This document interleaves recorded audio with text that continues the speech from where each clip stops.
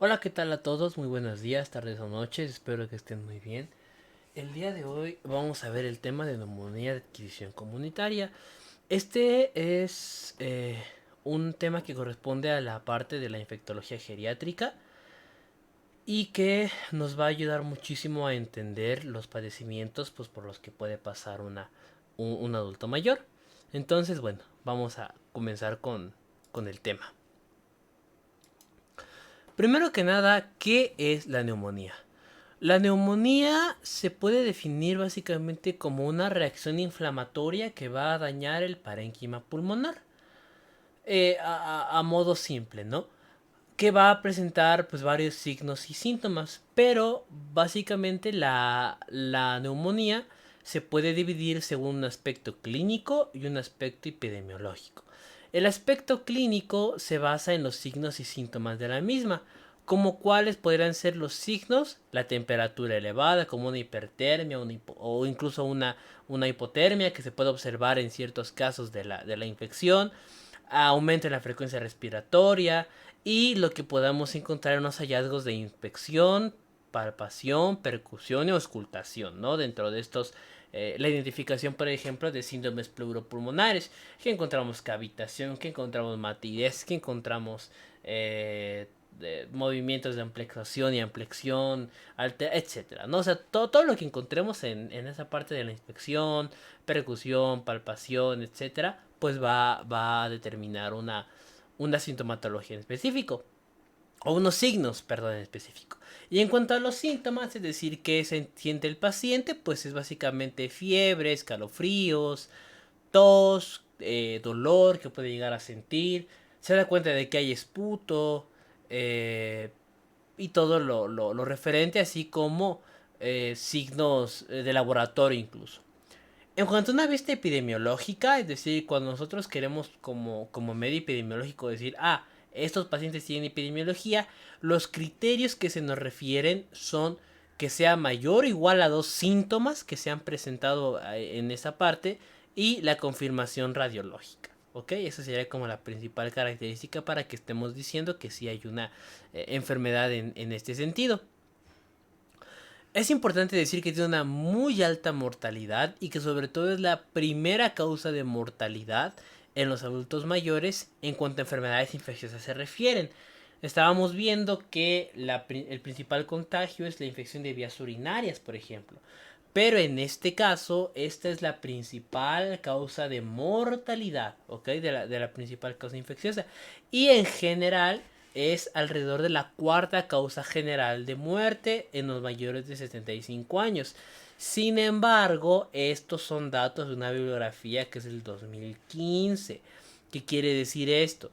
Que hoy en día esto ha cambiado. Si ustedes verifican, las principales causas de mortalidad son por COVID, entonces son alteraciones de la neumonía. Por lo tanto, esto va a cambiar en los siguientes años y esto, pues bueno, en general es la cuarta causa de muerte, ¿no? En los pacientes geriátricos. Pero a causa del COVID esto se ha modificado. La neumonía de adquisición comunitaria, quiere decir esto, se da sobre todo 30% en este ámbito comunitario y 57% se da en los asilos o en lugares donde tengan una estancia prolongada, es decir, en los pacientes institucionalizados es donde se presenta este tipo de problemática.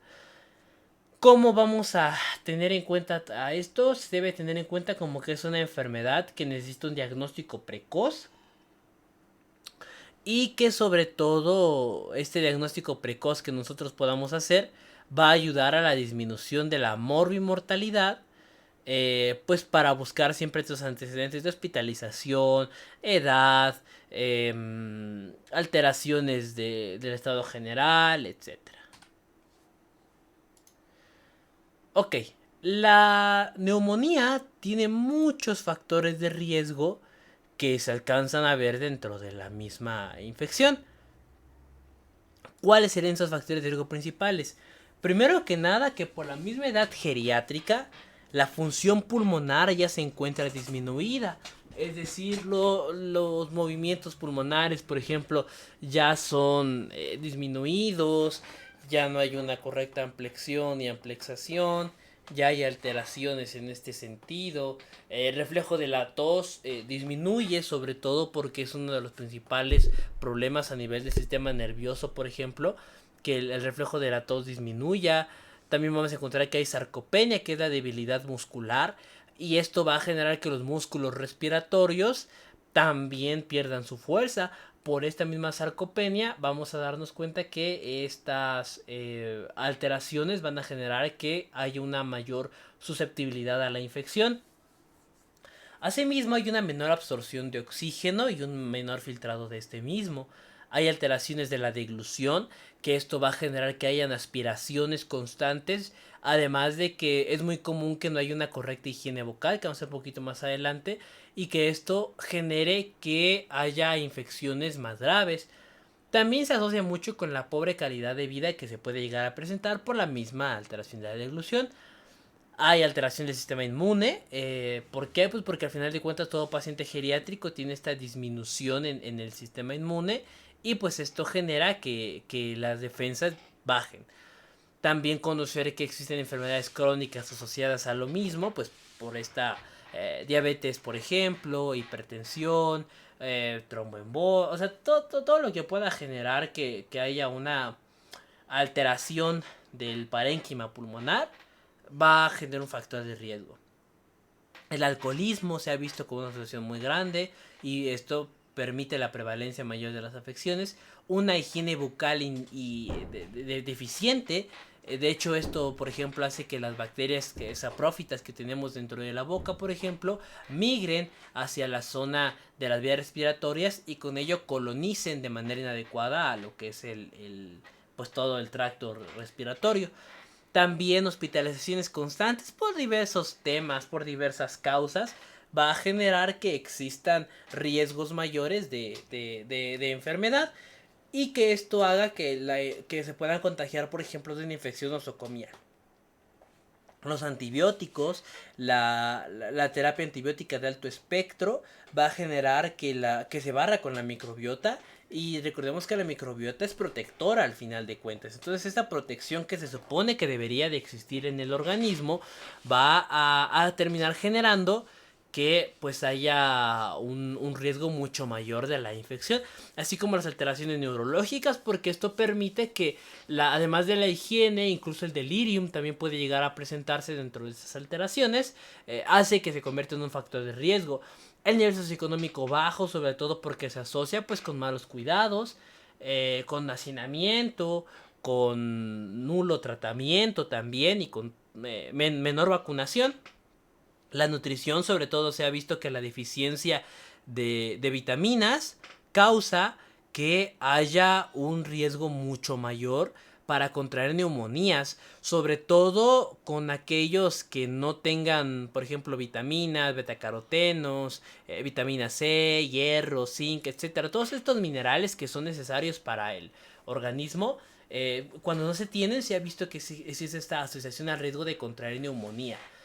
Y la misma contaminación ambiental, el smog, un ambiente inadecuado, humo, suciedad, o sea, todo lo que genere una irritación mayor de la mucosa y de las vías respiratorias va a terminar siendo un factor de riesgo mayor para contraer una neumonía. También otro tipo de alteraciones que generan que haya mayor susceptibilidad para la neumonía van a ser los cambios en el envejecimiento pulmonar.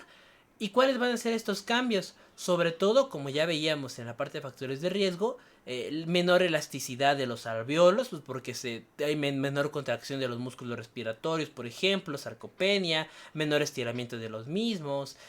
También hay osteoporosis y la sarcopenia, como decía, osteoporosis que va a generar debilidad en los huesos y esto va a generar que haya menor fuerza para la inserción muscular, por ejemplo, para este apoyo respiratorio. Alteración en los centros de la respiración, esto sobre todo por todas estas vías nerviosas que se ven alteradas pues con la edad, por ejemplo, esta disminución del reflejo de la tos permite que poco a poco haya pues una mayor susceptibilidad y riesgo, ¿no?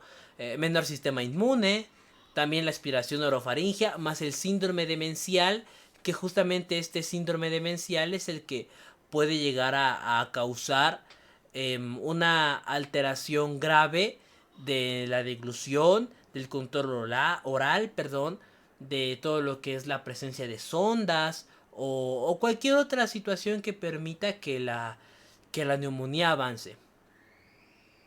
Hay también menos síntomas, o sea, son cambios en el envejecimiento pulmonar porque incluso en los pacientes geriátricos y en los pacientes mayores se llega a presentar cambios en los síntomas, ya que en ellos no hay como una especificación tan adecuada de qué les ocurre, ¿no? Sino que como están muchos órganos alterados, muchos sistemas y demás alterados, pueden llegar a generar alteraciones en ese sentido y por lo tanto presentar muchos cuadros atípicos de la enfermedad.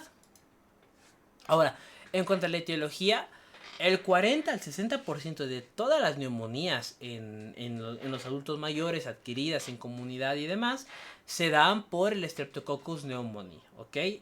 Y los factores de riesgo que este mismo tiene: el exceso de antibióticos, el tabaquismo, alcoholismo, la utilización de sondas, la menor salivación, la deficiencia en la higiene bucal, etcétera, ¿no? Lo que veníamos platicando anteriormente, higiene bucal, perdón, lo que ven platicando anteriormente. Otros organismos que llegan a ser frecuentes dentro del mismo cuadro de enfermedad es Haemophilus influenzae, Staphylococcus aureus, Moraxella catarrhalis, Pseudomonas aeruginosa, Escherichia coli, Klebsiella pneumoniae y tuberculosis. Ahora, ¿qué podríamos identificar en cuanto a Haemophilus influenzae? En Haemophilus influenzae se encuentra que es una enfermedad de mayor gravedad que sobre todo va a afectar a aquellas personas con EPOC, es decir, con esta obstrucción muy grave por esta enfermedad pulmonar obstructiva crónica, que es lo que significa el EPOC al final de cuentas. Porque los alveolos no están bien, hay una disminución en los mismos, hay una sobrecolonización y además estar en un estado de inmunosupresión que, por ejemplo, han pasado muchos días de estancia hospitalaria, ¿no? El Staphylococcus aureus, lo mismo. Este puede llegar a provocar, sobre todo por vía hematógena, en pacientes que han estado por mucho tiempo en el hospital, es decir, por estancia prolongada. Moraxella catarrhalis, que también es un organismo frecuente. Pseudomonas aeruginosa, que sobre todo se da en los estadios de inmunosupresión. Escherichia coli, Klebsiella, que pues también llegan a afectar en estos estadios de inmunosupresión y que dan síntomas muy similares al Streptococcus, solo que estos se diferencian básicamente por ciertas alteraciones en específico. También es muy común encontrar tuberculosis en los pacientes geriátricos.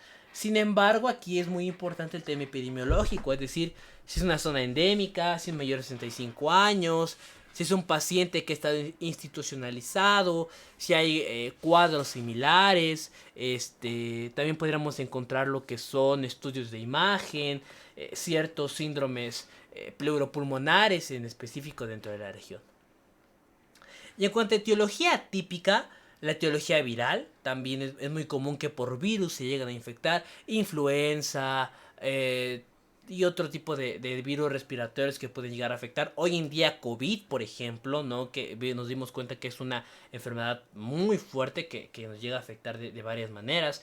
También puede ser por Legionella neumófila. Y algo bien interesante de Legionella o Legionella, como muchos le llaman, pero es Legionella, ¿no? Es que es la causa más frecuente del síndrome neumónico atípico. Aquí, perdón, aquí se me fue una letra. Es atípico del anciano, no es típico. Síndrome neumónico atípico, ¿ok? Síndrome neumónico atípico de los pacientes ancianos, que sobre todo se caracteriza por astenia, debilidad al final de cuentas, o bueno, disminución en la fuerza muscular, debilidad del paciente, cefalea, dolor de cabeza, dolor de músculos, mialgia, hemoptisis, es decir, tos con sangre, y alteración del estado mental, así como problemas o signos claros de ataque al estado general, como pueden ser vómitos, náuseas, bradicardias, etcétera. Clamidia también es muy común. Sobre todo clamidia nos va a orientar cuando veamos que existe una faringitis con una tos no productiva, que sobre todo es complicada o se encuentra más en el contexto de un paciente con cierto grado de inmunosupresión, ¿no? Puede ser por Mycoplasma pneumoniae, pero al final de cuentas es muy raro que puede ocurrir por este tipo de infecciones y también por otras bacterias que son oportunistas en un aspecto de un paciente con una inmunosupresión, por ejemplo. Ahora, si hablamos de la neumonía por aspiración, nos vamos a dar cuenta que se da principalmente por trastornos en la deglución, ¿ok? ¿Cuáles son esos trastornos de la deglución? Principalmente podría ser una alteración en la faringe y en la laringe y los músculos asociados a los mismos. Recordemos que es muy común que exista cierta sarcopenia, por ejemplo, y que esta sarcopenia que llega a presentarse va a generar que todos los músculos se pongan débiles. Y dentro de los músculos, obviamente, existen los que se asocian a la masticación y a la fonación, por ejemplo, pero que ayudan además a la deglución. Entonces, si estos músculos se alteran, pues la deglución se va a ver alterada. Y si existe esta alteración de la deglución, va a terminar siendo un factor de riesgo para que se desarrolle la neumonía a estadios muy muy graves. También nos vamos a dar cuenta de que existe esta menor producción de saliva, con lo que va a generar que la colonización bacteriana sea un mecanismo más común del que se piense pues, para desarrollar este tipo de enfermedades y de infecciones. Disminuye también el reflejo protector de las vías aerodigestivas, es decir, el cierre glótico, por ejemplo, disminución en los aspectos de las cuerdas vocales, incluso, por ejemplo, puede haber una disminución en la fuerza de la deglución y en alteraciones de la misma. También otro reflejo protector que es muy común que disminuya es el de la tos. Recordemos que al final de cuentas va a estar asociado a esta zona cerebral del tronco del encéfalo y que esto va a generar problemas, además de un síndrome neurológico incluso, en el que va a provocar una disminución de este reflejo protector y que también tiende a generar que haya aspiración de líquidos y aspiración de todo que va a terminar de contaminar a toda la región de los pulmones. La población más común a que tenga problemas con este tipo de situaciones es aquella que tenga las alteraciones neurológicas, por ejemplo con isquemia cerebral, y puede también asociarse con aquellos pacientes que padezcan Alzheimer, Parkinson, esclerosis lateral, una estenosis carotidia, fibrilación auricular, o sea, todo lo que tenga que ver con algún problema neurológico y que además se pueda asociar de manera directa a una isquemia, van a terminar siendo los que tienen más riesgo de padecer una infección más grave. ¿En dónde es donde va a estar básicamente la afección más grave? Básicamente en la arteria cerebral media, que sobre todo ayuda a controlar los ganglios basales. Bueno, más que controlar, ayuda a los ganglios basales en su irrigación al tálamo y al centro semioval. Que esto tiende a permitir que haya alteraciones de la deglución y que con ello los factores de riesgo obviamente se alteren. Algunas pruebas de valoración que se recomiendan en los pacientes, por ejemplo, es la prueba de Waters-Walling Test. Si lo pronuncié mal, una disculpa. Pero básicamente es una prueba en la que consiste en darle de beber agua al paciente y pues ver si no se ahoga, ¿no? Se recomienda entre 10 a 30 mililitros, por ejemplo, y tiene muy alta sensibilidad. Con tazas o bebidas de alrededor de cierto porcentaje, uno puede determinar cuál es el grado de trastorno que tiene nuestro paciente. El diagnóstico. ¿Cómo podemos establecer el diagnóstico? Principalmente es importante decir que la presentación clínica es variada. Tal y como veíamos en las infecciones de vías urinarias, es muy importante saber que en un paciente geriátrico ya los síntomas son alterados porque justamente tiene una condición que les permite eso, ¿no? O sea que ya existe sarcopenia, existe osteoporosis, disminución del sistema inmune, existen mil y un situaciones que terminan generando que la alteración de los pacientes pues se vea afectada de varias maneras. Además de que las alteraciones también pueden verse por edad y las comorbilidades. Por eso la historia clínica es algo súper importante en los mismos, ¿no? Al final de cuentas. En muchas ocasiones, tal y como ocurría en los pacientes geriátricos en las infecciones de vías urinarias, lo único que se puede llegar a presentar es algo que se denomina como delirium. Entonces por ahí puede llegar a existir una complicación. Pero se ha visto que una triada muy característica de la neumonía es la tos, fiebre y la disnea. ¿Ok? Entonces por ahí, más los antecedentes que les había mencionado, si estuvo hospitalizado, institucionalizado, con tuberculosis, en contacto con algún paciente con algún virus, el número de vacunas, etcétera. Sin embargo, para que podamos establecer un diagnóstico adecuado, como les decía, para que sea un diagnóstico epidemiológico se necesitan síntomas y además pruebas de imagen. En este caso vamos a darnos cuenta de la radiografía y que vamos a encontrar en ella los síntomas pleuropulmonares.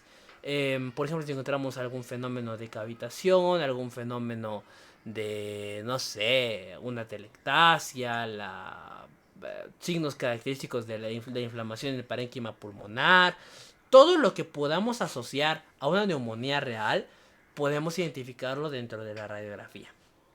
Una tomografía Excel computarizada también para ver el grado de daño, una resonancia magnética por ahí podría entrar, aunque realmente más un ataque, ¿no?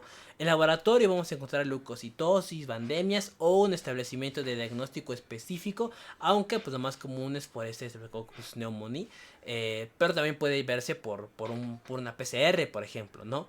En una gasometría, sobre todo, aparte de la hipoxia, ver el estado de hipercapnia, es decir, aparte de ver la deficiencia de oxígeno que tiene nuestro paciente pues, por el mismo estadio de neumonía, por la misma inflamación a nivel del parénquima, también es importante ver los niveles de dióxido de carbono, porque hay que recordar que estos deben de estar bajos, pues para que no haya una intoxicación y fenómenos de los trastornos ácido básicos, por ejemplo, que ya van a generar que nuestro paciente se vea con alteraciones de la frecuencia respiratoria, con alteraciones del estado general y todo lo que se nos ocurra en ese caso, ¿no? También es útil realizar un estudio microbiológico, sobre todo para observar si no existe ninguna complicación mayor a este nivel.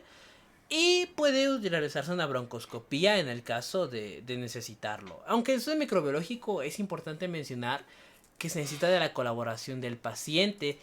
Pues al final de cuentas para terminar con, con el esputo con el esputo que nos da.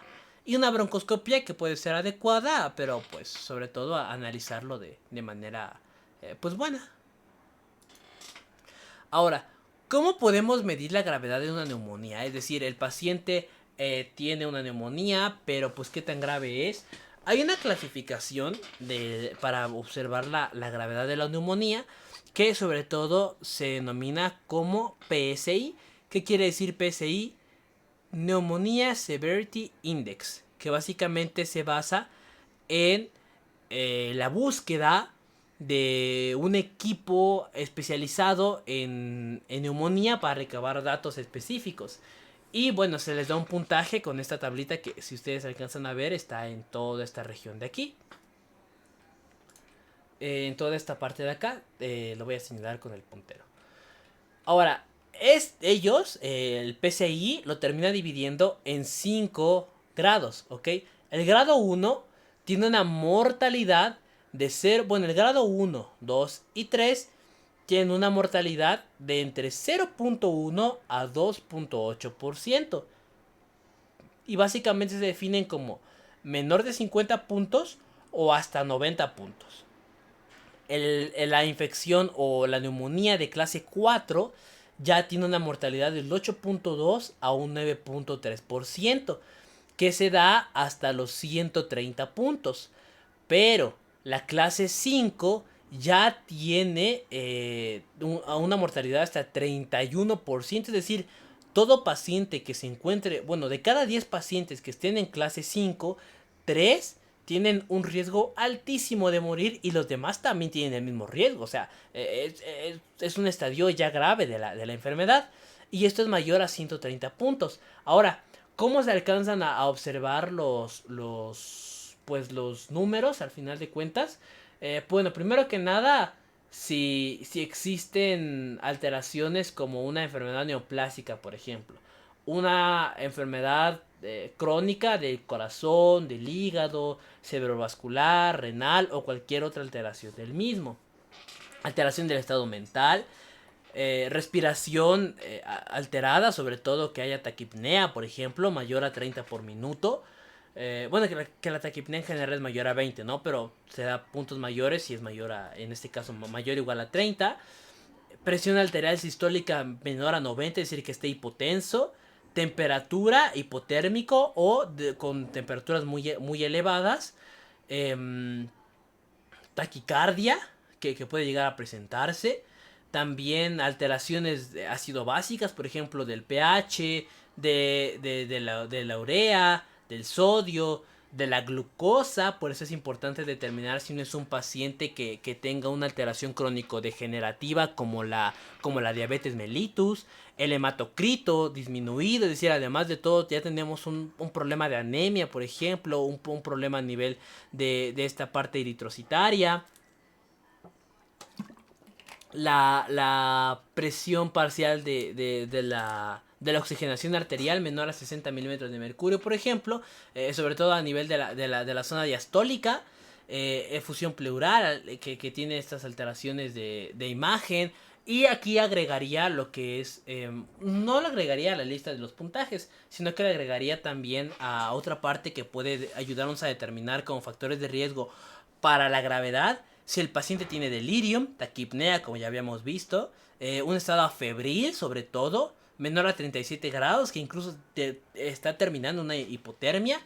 Si en la historia clínica se observó que además de todo tiene trastornos en su deglución, si la diastólica es menor a 60, si tiene un síndrome de inmovilidad o similares, o si presenta más o 3 lóbulos afectados, ¿no? Sobre todo por ese diagnóstico de radiografía. Y agregaría la parte de el estudio sanguíneo, ¿ok? De los gases sanguíneos en esta gasometría para ver si no existe una hipercapnia o una hipoxia muy grave. El tratamiento, pues depende mucho del patógeno que esté afectando. Cuando hay que recordar que el más común es este Streptococcus pneumoniae, ¿no? Entonces puede utilizarse no cualquier, pero puede utilizarse un medicamento que genere susceptibilidad ante este. Pueden ser los betalactámicos en combinación con un macrólido, aunque también se ha utilizado mucho lo que son la amoxicilina más ácido clavulánico o cefalosporinas por vía parenteral, ¿no? Quinolonas también, como el levofloxacino, gatifloxacino y moxifloxacino, es decir, de segunda, tercera generación, más o menos. Combinación para neumonías graves, también se ha utilizado la quinolona más los ketólidos o oxacilidinonas, así como streptograminas, se ha llegado a utilizar. En el caso de la legionela, sobre todo cuando tengamos una prueba que se llama el antígeno urinario, que es muy solicitada sobre todo cuando veamos un síndrome atípico, neumónico del paciente geriátrico, se puede llegar a utilizar este tratamiento con macrólidos. Cuando queramos evaluar la tuberculosis, pues bueno, con base en el tratamiento y la historia clínica, como les decía, zona endémica, paciente institucionalizado, con antecedente de tuberculosis, por ejemplo, o similares.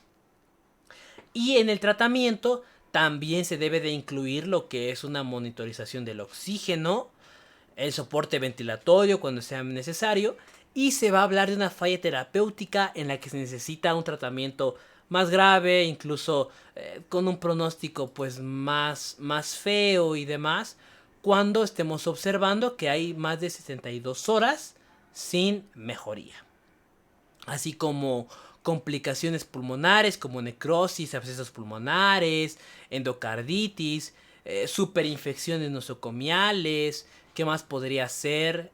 Resistencia al tratamiento o cualquier otra alteración que nos habla de un mal pronóstico. Y finalmente, en cuanto a lo que es la prevención y ética de la neumonía en cuanto a la adquisición comunitaria, nos vamos a dar cuenta que la vacunación es la respuesta de los virus, por ejemplo, ¿no? Pero hay que tener cuidado en que en los pacientes geriátricos la vacunación está disminuida justamente porque tiene una menor producción de autoanticuerpos, es decir, su cuerpo, perdón, una menor producción de anticuerpos, eh, que va a generar que no puedan detectar una enfermedad pues fuerte, ¿no? Pero se ha demostrado que en esquemas combinados, por ejemplo, de vacunas y en esquemas seguros, la mortalidad total en general contra todos los patógenos que pueden llegar a infectar al adulto mayor, así como la atención oportuna del mismo, llega a reducir hasta en un 57% la mortalidad. En cuanto a la prevención, los factores de riesgo, ¿no? Diabetes, hipertensión, inmunosupresión, cáncer, edad, sexo, o sea, todo lo que permita que el paciente se nos pueda complicar y evaluarlo. También es importante reducir el tabaquismo, alcoholismo o cualquier otra terapia farmacológica que presente el paciente. Evaluar la nutrición del mismo, tal y como veíamos, la deficiencia de minerales y proteínas, así como vitaminas, puede llegar a generar que el paciente tenga alteraciones o susceptibilidad a la neumonía. También, bueno, para reducir esto puede utilizarse multivitamínicos y otro tipo de fármacos que pueden ser adecuados. La profilaxis se recomienda con oseltamivir, pero nunca con antibióticos, ¿ok? ¿Por qué no? Sobre todo los de amplio espectro, porque estos le pegan a todos, ¿no? A todas las bacterias y puede llegar a generar que esta alteración de la microbiota genere susceptibilidad para superinfecciones. También es muy importante la parte de buscar una salivación adecuada y de la higiene bucal. Pues buena, porque ya nos dimos cuenta que entre los factores principales de riesgo son alteraciones de la deglución y problemas a nivel de lo que es la flora saprófita de la región bucal, por ejemplo. Y bueno, en cuanto a ética, sobre todo este respeto a la autonomía, cuándo utilizar un soporte vital, cuándo realizar ciertos procedimientos invasivos, darle los cuidados adecuados y no generar, pues es que ya está viejito, ya vamos a dejar que pase. No, todo lo contrario.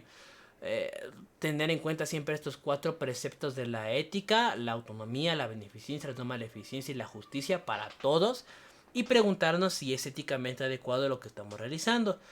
Recordar también aquellos principios de la medicina que nos han regido a través de miles de años, que es el primero no dañar. ¿Ok? Entonces, tener esto en cuenta, actualizarnos y darnos a la idea de que realmente necesitamos de mucho trabajo para detectar cualquier riesgo que se presente dentro de nuestros pacientes.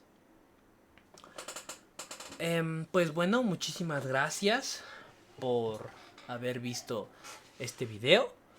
Los vemos en una siguiente entrega. Hasta la próxima.